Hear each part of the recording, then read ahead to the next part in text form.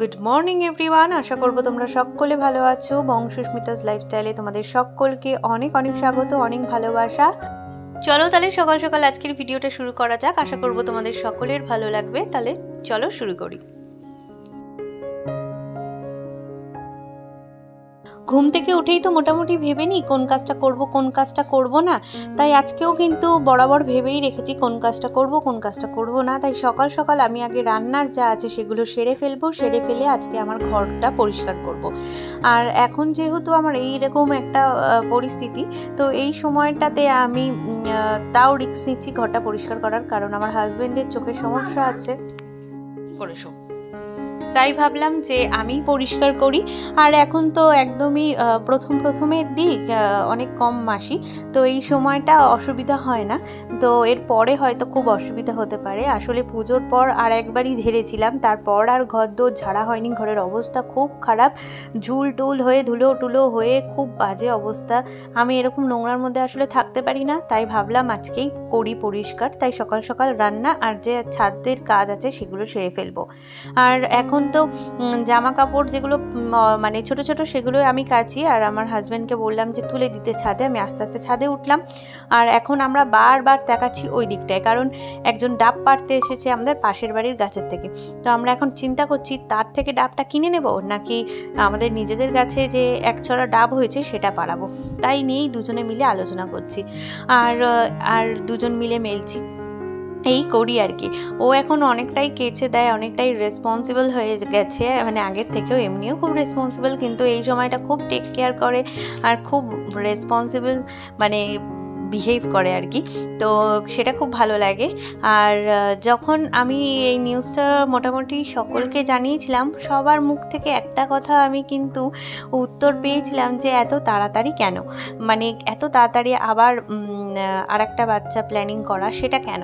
তো আমি বলেছিলাম এটা তো অ্যাক্সিডেন্টলি হয়ে গেছে, আর যার জন্য বাড়ি আমার যেহেতু শ্বশুর বাড়ি, সেখান থেকেও আমাকে ডিসিশন এটাই দিয়েছে যে নিয়ে নাও। যেহেতু আমার শাশুড়ি মা এখনও রান্না করতে পারে, উনি রান্না করতে পারবে বলেছে, তো আমিও রিস্কটা নিলাম না। আমি ভাবলাম চলো ভালো একটা নিউজ হয়েই যাক। তো যাই হোক, আর ভূমিও একজন সাথী পেয়ে যাবে। আর কি বলো তো, ভাই বোনের যে একটা গুরুত্ব, সেটা আজকালকার অনেকেই দেখি বোঝে না। সবাই বলে একজনই মানে সন্তান রাখতে, কিন্তু আমি মনে করি যে একজন ভাই বা একজন বোন যদি থাকে, কোনো যেমন ভূমি, তার যদি একটা ভাই থাকে বা আরও একটা বোন থাকে, তাহলে কি হবে, দুজনের কেউ না কেউ থাকবে। আমরা দুজন না থাকলেও সে তার ভাই আছে বা তার বোন আছে, সেটা তো অন্তত বলতে পারবে এই পৃথিবীতে বা এই দুনিয়াতে একা হয়ে যাবে না। সেই চিন্তা করেই ভাবলাম হয়েই যখন গেছে, তাহলে চলো সেটাই আমরা করি। আর ভগবানের দান, চলো সেটাই নিই। একটু রিস্ক আছে, একটু সমস্যা আছে, মামামও খুব ছোট, কিন্তু আশা করি পারবো। কি বলো তোমরা, পারবো তো? আশা করি পারবো, মনে এই জোরটা রেখেই চলছি যে আশা করি পারবো। আর নিজে সবসময় যখন পজিটিভ থাকবো, সবসময় যখন নিজের মনে সাহসটা রাখবো, তখন আমি মনে করব পারবোই। তো চলো আজকের ভিডিওটা শুরু করলাম অনেক কথা টথা বলে। তো আশা করব তোমাদের ভালো লাগবে। আর আজকের ওয়েদারটা এমন হয়ে আছে, এই ওয়েদারের মধ্যে কাজ করতে ইচ্ছে করে না। আর একদমই ঠান্ডা একদমই নেই, ঠান্ডা প্রায় নেই বললেই চলে, মোটামুটি একটা পাতলা চাদরেই হয়ে যাচ্ছে। তো তার জন্যই আর ওয়েদারটা কেমন একটা বেশ ভালোই লাগছে না। তো ও স্কুলে চলে গেল। স্কুলে চলে যাওয়ার পর এই যে আমি ধরেছি আর কি কাজবাজ করা। এই যে পাখাটা পরিষ্কার করছি, যা চরম ধুলো হয়েছিল পাখাটার, সে তোমাদের বলে বোঝাতে পারবো না। দূর থেকে তো অতটা বোঝা যায় না, কিন্তু কাছ থেকে যদি তোমাদেরকে দেখাতাম, একবার বলতে যে না এটা পাখা নাকি নোংরার ঢিবি। তো যাই হোক, ভালো করে পরিষ্কার করব, তারপরে কলিন দিয়ে পরিষ্কার করব। আর কি বলো তো, ঘরের ফার্নিচার যদি ব্ল্যাকিশ ব্রাউনিশ কালারের হয় না, তখন সেটা ধুলো পড়ে যেন আরও বেশি। যে কাঠ কালারটা হয়, অরিজিনাল যে কাঠের কালারটা হয়, সে কালারটা হলে কিন্তু অতটা ধুলোটা বোঝা যায় না, কিন্তু এই কালো বা ব্রাউনের মধ্যে যে কালারগুলো থাকে না, সেগুলোতে না ধুলোটা বেশি বোঝা যায়। আর এত ঝুল পড়েছে যে কি বলবো। চলো তাহলে ঘর দৌড়টা পটাপট ঝেড়ে নেবো। খুব ফাস্ট ফরওয়ার্ডে তোমাদের সাথে দেখাচ্ছি, নালে তোমরা বোর হবে, তার জন্যই এটা ফাস্ট ফরওয়ার্ডে দেখালাম।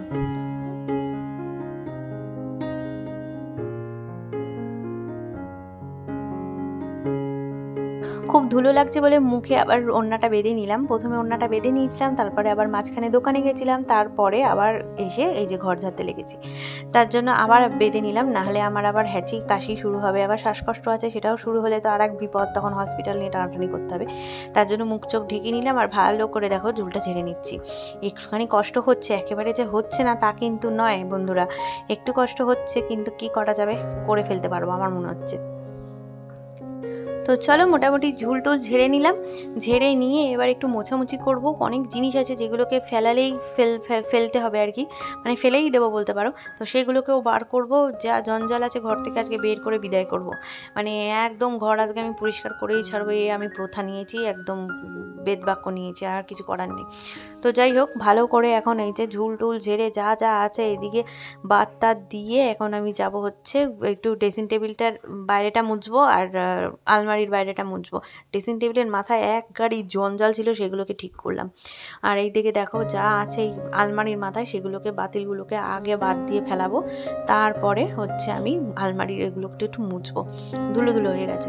আর টিভিটা জানো আমার মেয়ে কি করেছে, টিভিটাকে বল মেরে টিভিটা ক্র্যাক করে দিয়েছে, মানে ভেঙেই দিয়েছে বলতে পারো। যেমন মোবাইলের স্ক্রিনটা ফেটে গেলে একটা দাগ পড়ে যায় না, ওরকম লম্বা মানে চওড়াতে একটা দাগ হয়ে রয়েছে, মানে ফাটিয়ে দিয়েছে আর কি। কি বলো, বাচ্চা কাচ্চা দুষ্টু। এই টিভি এখন আমি হাত দিয়ে আর মুছবও না, কারণ আমার ভীষণ ভয় লাগছে, আর কিছু হলে ওর বাবা আমাকে ক্ষান্ত রাখবে না।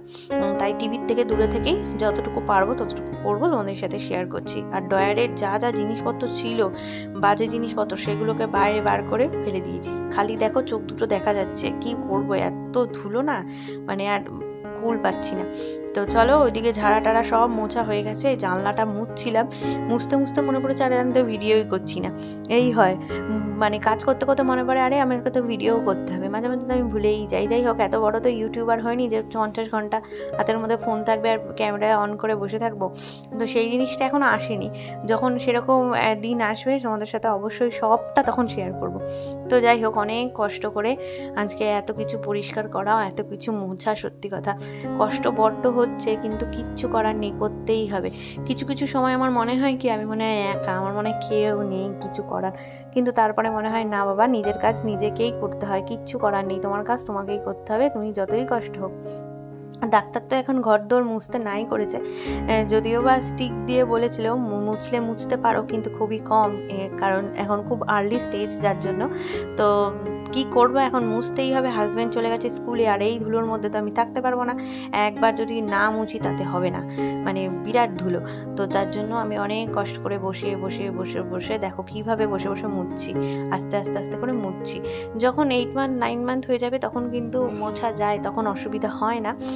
তখন অনেকে যারা ফার্স্ট বেবি থাকে, যাদের ফার্স্ট বেবি হবে এরকম, তারা কিন্তু নর্মাল ডেলিভারির জন্য অনেকেই বসে বসে ঘর মোছে। ডাক্তার বলে যে এইসব এক্সারসাইজগুলো করতে, কিন্তু আর্লি স্টেজে কিন্তু এগুলো একদমই বারণ করে, যেটা আমারও বারণ আছে, কিন্তু কিছু করার নেই, করতেই হবে। তো চলো ঘরদোর মুছে ফেলেছি মোটামুটি, কিন্তু আমার কাজ একেবারেই কমপ্লিট। আর আজকের ভিডিওটা তোমাদের কেমন লাগলো অবশ্যই জানিও। আর ঘর মুছে এত মানে পাখা চালিয়ে দিয়ে আমি চলে গেছি, পরে তোমাদের পুরো রুমটা দেখাতে পারলাম না, কিন্তু আশা করবো তোমরা বুঝতে পেরেছো কত দূর পরিষ্কার হয়েছে। তো চলো আজকে এই পর্যন্তই থাকলো, অন্য একটা ভিডিওতে তোমাদের সাথে আবারও খুব তাড়াতাড়ি দেখা হচ্ছে। ততক্ষণ ভালো থেকো, সুস্থ থেকো।